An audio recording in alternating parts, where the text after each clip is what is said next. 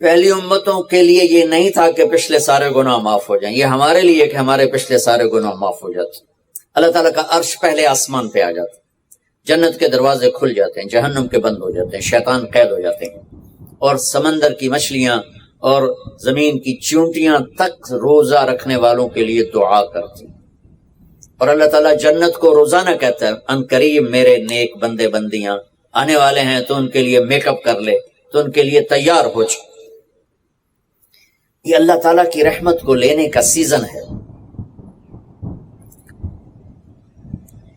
پہلی امتوں کو اعتکاف نہیں ملا تھا، ہمیں اعتکاف ملا ہے کہ 10 دن اللہ دے بوئے تے پہ جاؤ، یا اللہ تیرے کو معافی کروا کے ہی اٹھنا ہے، ہمیں اٹھنا ہی کوئی نہیں۔ تو جو دروازے پہ آ جاتا ہے آدمی اسے معاف کر ہی دیتا ہے۔ کوئی بہت ہی سخت دل والا ہو تو معاف نہ کرے، ورنہ بڑے سے بڑے غصے والے بھی کہتا اچھا جی جاؤ معاف کیتا۔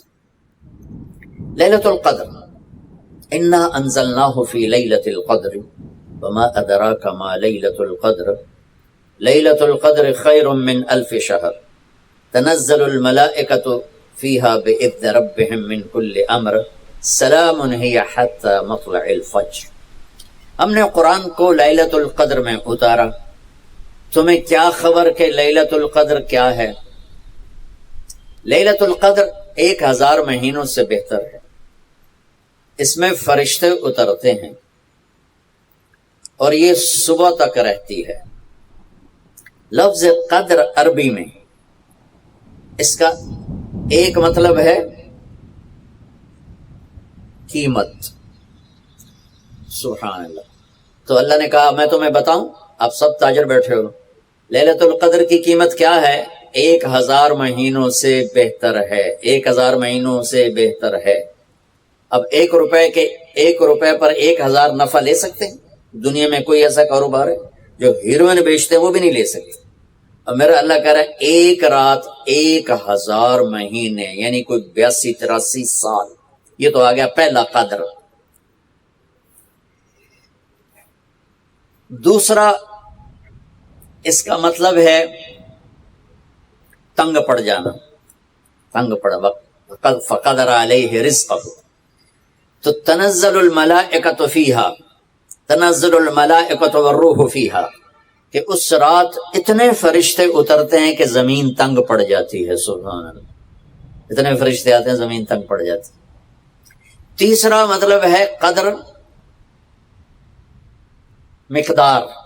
مقدار کو، تو اللہ تعالیٰ نے اس کا آخری مطلب بھی بتایا، سلام ہی حتی مطلع الفجر، کہ یہ فجر کی نماز تک، فجر کی اذان تک یہ رہتی ہے۔ 3 مطلب ہیں قدر کے، تینوں اللہ نے قرآن میں کور کیے۔ قیمت کیا ہے؟ 1000 مہینوں سے بہتر۔ تنگی کیا ہے؟ فرشتوں سے زمین بھر جاتی ہے۔ مقدار کیا ہے؟ صبح صادق۔ لیلۃ القدر 27 کی نہیں ہوتی، 21، 23، 25، 27، 29۔ اب یہ 5 راتیں جاگنے چھٹ، آپ لوگ تو ویسے رات کے بادشاہ ہو، جاگ لو۔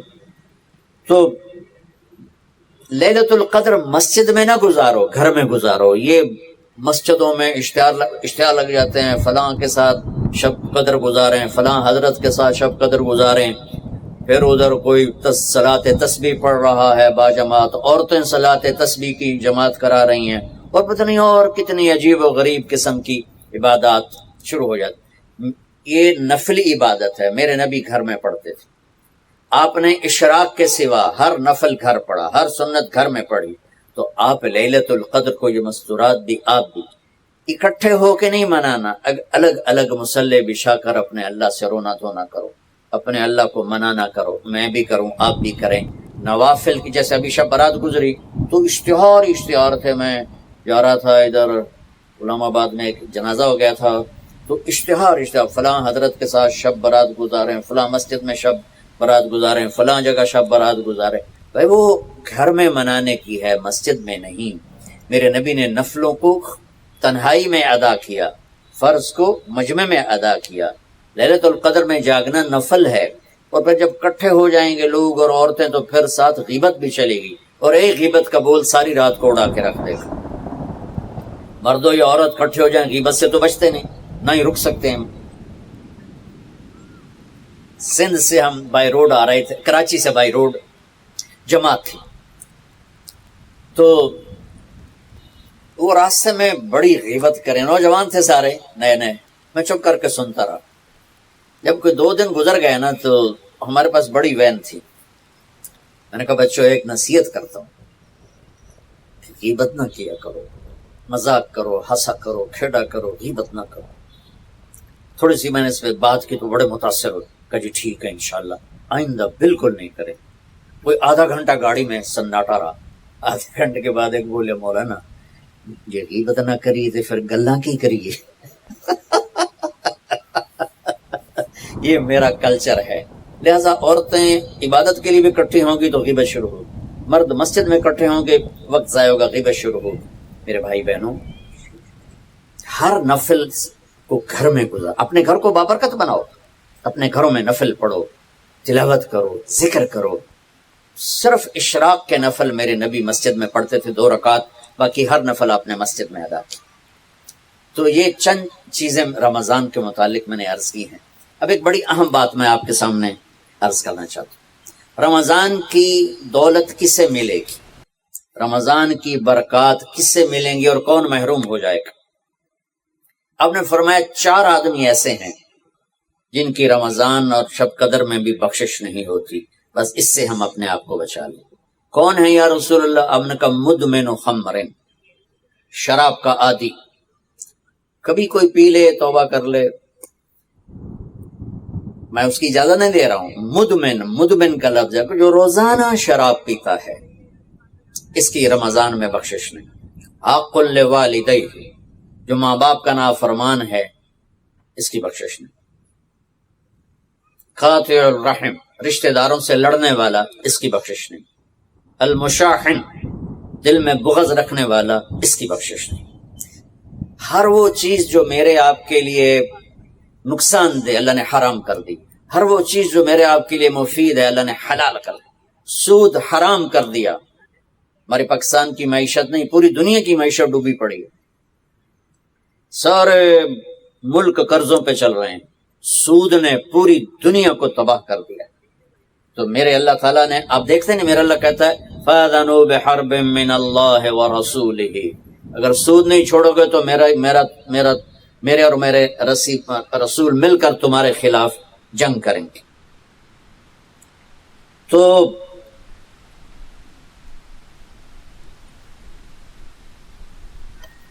ہر وہ چیز جو مضر ہے اللہ اس سے بند، چونکہ سود چند ہاتھوں میں دولت اکٹھی کر دیتا ہے اور غریبوں کے چولہے ٹھنڈے ہو جاتے ہیں، یہ اللہ کو ناپسند ہے۔ جو بھی بھائی پھنسے ہوئے ہیں نکلنے کی نیت کریں اور کوشش کریں، انشاءاللہ چین کی نیند سوئیں گے، چین سے اٹھیں گے۔ ایک عبد الرحمن بن عوف کے 4 اصول بتا دیتے ہوں، سب تاجر بیٹھے ہو، اور صحابہ میں سب سے مالدار ہستی تھے۔ انہوں نے ایک دن فرمایا میں نے زندگی بھر نہ ادھار خریدا نہ ادھار بیچا، اگرچہ یہ آپ کو آج کے ماحول میں بڑی عجیب بات لگے گی چونکہ ہمارے سارے بازار ادھار پہ چلے گئے۔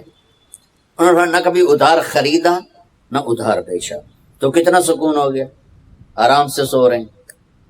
اب ہماری تجارت میں ادھار خرید رہے ہیں ادھار بیچ رہے ہیں، کبھی وہ تنگ کرتا ہے کبھی یہ تنگ کرتا ہے، تو ایک اس موبائل نے تباہی پھیر دی، باقی کسر اس نے پوری کر دی، ٹوائلٹ بھی فون سنتے بیٹھے۔ کبھی سٹاک نہیں کیا مال کو، کبھی سٹاک نہیں کیا، جو ہی نفع ملا فوراً بیچ دیا۔ تو ادھار خریدا نہیں، ادھار بیچا نہیں، 2، کبھی سٹاک نہیں کیا، 3، اور کبھی سودے کا عیب چھپایا نہیں، اس میں کوئی عیب ہے بتا دیا۔ آپ اس پہ آ جائیں، آپ کو شروع میں مشکل ہوگی، اس کے ساتھ سچائی اور دیانتداری کو جوڑ دیں، اللہ کی قسم آپ کا سوتر منڈی جانا بھی عبادت بن جائے گا، آپ کا مل میں جانا بھی عبادت بن جائے گا، اگر آپ اپنے تجارت کے ساتھ سچائی اور دیانت۔ پہلی امتوں کے لیے یہ نہیں تھا کہ پچھلے سارے گناہ معاف ہو جائیں، یہ ہمارے لیے کہ ہمارے پچھلے سارے گناہ معاف ہو جاتے۔ اللہ تعالیٰ کا عرش پہلے آسمان پہ آ جاتا، جنت کے دروازے کھل جاتے ہیں، جہنم کے بند ہو جاتے ہیں، شیطان قید ہو جاتے ہیں، اور سمندر کی مچھلیاں اور زمین کی چونٹیاں تک روزہ رکھنے والوں کے لیے دعا کرتی، اور اللہ تعالیٰ جنت کو روزانہ کہتا ہے ان قریب میرے نیک بندے بندیاں آنے والے ہیں تو ان کے لیے میک اپ کر لے، تو ان کے لیے تیار ہو جائے۔ یہ اللہ تعالیٰ کی رحمت کو لینے کا سیزن ہے۔ پہلی امتوں کو اعتکاف نہیں ملا تھا، ہمیں اعتکاف ملا ہے کہ 10 دن اللہ دے بوئے تے پہ جاؤ، یا اللہ تیرے کو معافی کروا کے ہی اٹھنا ہے، ہمیں اٹھنا ہی کوئی نہیں۔ تو جو دروازے پہ آ جاتا ہے آدمی اسے معاف کر ہی دیتا ہے۔ کوئی بہت ہی سخت دل والا ہو تو معاف نہ کرے، ورنہ بڑے سے بڑے غصے والے بھی کہتا اچھا جی جاؤ معاف کیجیے۔ لیلۃ القدر، انا انزلناہ فی لیلۃ القدر وما ادراک ما لیلۃ القدر لیلۃ القدر خیر من الف شہر تنزل الملائکۃ فیہا باذن ربہم من کل امر سلام ہی حتی مطلع الفجر۔ ہم نے قرآن کو لیلۃ القدر میں اتارا۔ تمہیں کیا خبر کہ لیلۃ القدر کیا ہے؟ لیلۃ القدر 1000 مہینوں سے بہتر ہے۔ اس میں فرشتے اترتے ہیں اور یہ صبح تک رہتی ہے۔ لفظ قدر عربی میں اس کا ایک مطلب ہے قیمت۔ سبحان اللہ۔ تو اللہ نے کہا میں تمہیں بتاؤں، آپ سب تاجر بیٹھے ہو، لیلۃ القدر کی قیمت کیا ہے؟ 1000 مہینوں سے بہتر ہے، 1000 مہینوں سے بہتر ہے۔ اب 1 روپے پر 1000 نفع لے سکتے ہیں؟ دنیا میں کوئی ایسا کاروبار ہے؟ جو ہیروئن بیچتے ہیں وہ بھی نہیں لے سکتے۔ اور میرا اللہ کہہ رہا ہے ایک رات 1000 مہینے، یعنی کوئی 82-83 سال۔ یہ تو آ گیا پہلا قدر۔ دوسرا اس کا مطلب ہے تنگ پڑ جانا، تنگ پڑا وقت، فقدر علیہ رزقہ۔ تو تنزل الملائکۃ فیہا، تنزل الملائکۃ والروح فیہا، کہ اس رات اتنے فرشتے اترتے ہیں کہ زمین تنگ پڑ جاتی ہے۔ سبحان اللہ، اتنے فرشتے آتے ہیں زمین تنگ پڑ جاتی ہے۔ تیسرا مطلب ہے قدر، مقدار کو، تو اللہ تعالیٰ نے اس کا آخری مطلب بھی بتایا، سلام ہی حتی مطلع الفجر، کہ یہ فجر کی نماز تک، فجر کی اذان تک یہ رہتی ہے۔ 3 مطلب ہیں قدر کے، تینوں اللہ نے قرآن میں کور کیے۔ قیمت کیا ہے؟ 1000 مہینوں سے بہتر۔ تنگی کیا ہے؟ فرشتوں سے زمین بھر جاتی ہے۔ مقدار کیا ہے؟ صبح صادق۔ لیلۃ القدر 27 کی نہیں ہوتی، 21، 23، 25، 27، 29۔ اب یہ 5 راتیں جاگنے چھٹ، آپ لوگ تو ویسے رات کے بادشاہ ہو، جاگ لو۔ تو لیلۃ القدر مسجد میں نہ گزارو، گھر میں گزارو۔ یہ مسجدوں میں اشتہار لگ جاتے ہیں، فلاں کے ساتھ شب قدر گزاریں، فلاں حضرت کے ساتھ شب قدر گزاریں، پھر ادھر کوئی صلاۃ تسبیح پڑھ رہا ہے باجماعت، عورتیں صلاۃ تسبیح کی جماعت کرا رہی ہیں، اور پتہ نہیں اور کتنی عجیب و غریب قسم کی عبادات شروع ہو جاتی۔ یہ نفلی عبادت ہے، میرے نبی گھر میں پڑھتے تھے۔ آپ نے اشراق کے سوا ہر نفل گھر پڑھا، ہر سنت گھر میں پڑھی۔ تو آپ لیلۃ القدر کو یہ مستورات بھی آپ بھی اکٹھے ہو کے نہیں منانا، الگ الگ مصلی بچھا کر اپنے اللہ سے رونا دھونا کرو، اپنے اللہ کو منانا کرو، میں بھی کروں آپ بھی کریں۔ نوافل کی جیسے ابھی شب برات گزری تو اشتہار تھے، میں جا رہا تھا ادھر غلام آباد میں، ایک جنازہ ہو گیا تھا، تو اشتہار فلاں حضرت کے ساتھ شب برات گزاریں، فلاں مسجد میں شب برات گزاریں، فلاں جگہ شب برات گزاریں۔ بھائی وہ گھر میں منانے کی ہے، مسجد میں نہیں۔ میرے نبی نے نفلوں کو تنہائی میں ادا کیا، فرض کو مجمع میں ادا کیا۔ لیلۃ القدر میں جاگنا نفل ہے، اور پھر جب کٹھے ہو جائیں گے لوگ اور عورتیں تو پھر ساتھ غیبت بھی چلے گی، اور ایک غیبت کا بول ساری رات کو اڑا کے رکھ دے گا۔ مردوں یا عورت کٹھے ہو جائیں غیبت سے تو بچتے نہیں، نہ ہی رک سکتے ہم۔ سندھ سے ہم بائی روڈ آ رہے تھے، کراچی سے بائی روڈ جماعت تھی، تو وہ راستے میں بڑی غیبت کریں، نوجوان تھے سارے نئے نئے، میں چپ کر کے سنتا رہا۔ جب کوئی 2 دن گزر گئے نا تو ہمارے پاس بڑی وین تھی، میں نے کہا بچوں ایک نصیحت کرتا ہوں، غیبت نہ کیا کرو، مذاق کرو، ہنسا کرو، کھیڑا کرو، غیبت نہ کرو۔ تھوڑی سی میں نے اس پہ بات کی تو بڑے متاثر ہو، کہا جی ٹھیک ہے انشاءاللہ آئندہ بالکل نہیں کریں۔ کوئی آدھا گھنٹہ گاڑی میں سناٹا رہا. آدھے گھنٹے کے بعد ایک بولے مولانا یہ غیبت نہ کریے تو پھر گلاں کی کریے. یہ میرا کلچر ہے. لہذا عورتیں عبادت کے لیے بھی اکٹھی ہوں گی تو غیبت شروع ہوگی, مرد مسجد میں اکٹھے ہوں گے وقت ضائع ہوگا, غیبت شروع ہوگی. میرے بھائی بہنوں, ہر نفل کو گھر میں گزار, اپنے گھر کو بابرکت بناؤ, اپنے گھروں میں نفل پڑھو, تلاوت کرو, ذکر کرو.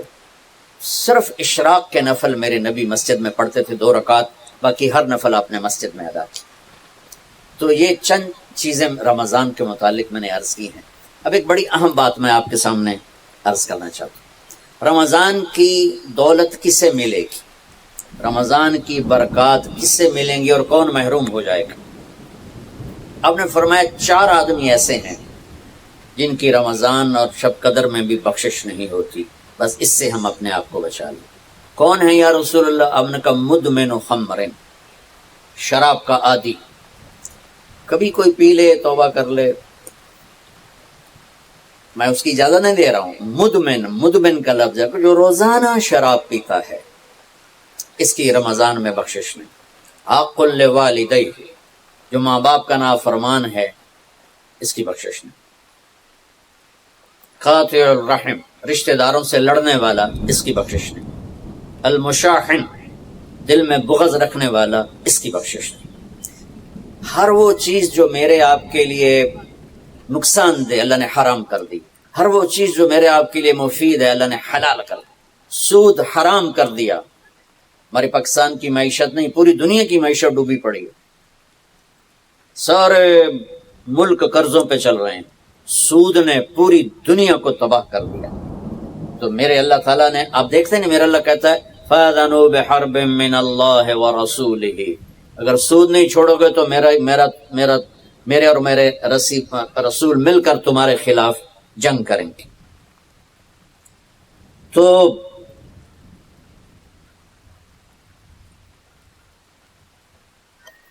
ہر وہ چیز جو مضر ہے اللہ اسے بند, چکے سود چند ہاتھوں میں دولت کٹھی کر دیتا ہے اور غریبوں کے چولہے ٹھنڈے ہو جاتے ہیں. یہ اللہ کو ناپسند ہے. جو بھی بھائی پھنسے ہوئے ہیں نکلنے کی نیت کریں اور کوشش کریں, انشاءاللہ چین کی نیند سوئیں گے, چین کے سے اٹھیں گے. ایک عبد الرحمن بن عوف کے 4 اصول بتا دیتے ہوں, سب تاجر بیٹھے ہو, اور صحابہ میں سب سے مالدار ہستی تھے. انہوں نے ایک دن فرمایا میں نے زندگی بھر نہ ادھار خریدا نہ ادھار بیچا. اگرچہ یہ آپ کو آج کے ماحول میں بڑی عجیب بات لگے گی چونکہ ہمارے سارے بازار ادھار پہ چلے گئے.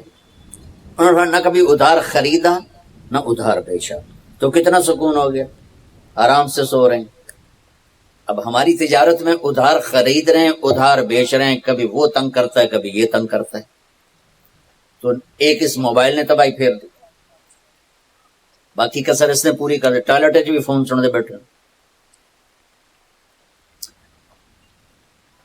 کبھی سٹاک نہیں کیا مال کو, کبھی سٹاک نہیں کیا, جو ہی نفع ملا فوراً بیچ دیا. تو ادھار خریدا نہیں, ادھار بیچا نہیں 2, کبھی سٹاک نہیں کیا 3, اور کبھی سودے کا عیب چھپایا نہیں. اس میں کوئی عیب ہے بتا دیا. آپ اس پہ آ جائیں, آپ کو شروع میں مشکل ہوگی. اس کے ساتھ سچائی اور دیانتداری کو جوڑ دیں, اللہ کی قسم آپ کا سوتر منڈی جانا بھی عبادت بن جائے گا, آپ کا مل میں جانا بھی عبادت بن جائے گا, اگر آپ اپنے تجارت کے ساتھ سچائی اور دیانتداری کو لے آتے. اللہ تبارک و تعالیٰ نے